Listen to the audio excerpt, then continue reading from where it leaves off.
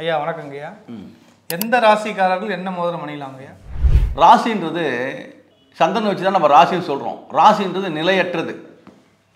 ஏன் நிலையற்றதுன்னா, மேச ராசியில் அஸ்வினி நட்சத்திரத்தில் பிறக்கிறாருன்னு வச்சுங்க.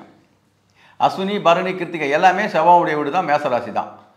அப்போ அஸ்வினி நட்சத்திரத்தில் பிறந்தாருன்னா அவருடைய இருப்பு ஒரு 3 வருஷம் எழுதியிருப்பாங்க ஜாதகத்தில். 3 வருஷம் வயசு வரைக்கும் தான் அந்த அஸ்வினி நட்சத்திரம், கேதுனுடைய நட்சத்திரம். 3 வயசுக்கு மேலே அது சுக்கிரதசை ஸ்டார்ட் ஆகிடும். அப்போ சந்திரன் வந்து பரணி நட்சத்திரத்துக்கு போயிடுவார். ஒவ்வொரு தசைக்கு ஏற்ற மாதிரி சந்திரன் பயணம் செய்கிறதுனால ராசிக்கு அந்த தசைக்கு ஏற்ற மாதிரி அந்த நட்சத்திரனுடைய நம்முடைய அந்த ராசிக்கல் மோதிரத்தை போடுறது என்ன தசை. இப்போ சுக்கிர தசைங்களா, சுக்கிரனுடையான கல். சூரிய தசையா, சூரியனுடையான ராசிக்கல்னு போடுறது சிறப்பாக இருக்கும். அதே நேரத்தில் லக்னம் அப்படின்றத நம்ம எடுத்துக்கிட்டோம்னா அது மாறாதது. லக்னம் மாறாது, கடைசி வரைக்கும் அந்த லக்னம் இருக்கும். அப்படின்றதுனால இப்போ மிதுன லக்னத்தில் பிறக்கிறோம். இப்போ மேச லக்னத்தில் பிறக்கும் போது சுக்கிர தசை நடக்கும். மேச லக்னத்துக்கும் போது சூரிய தசை நடக்கும்.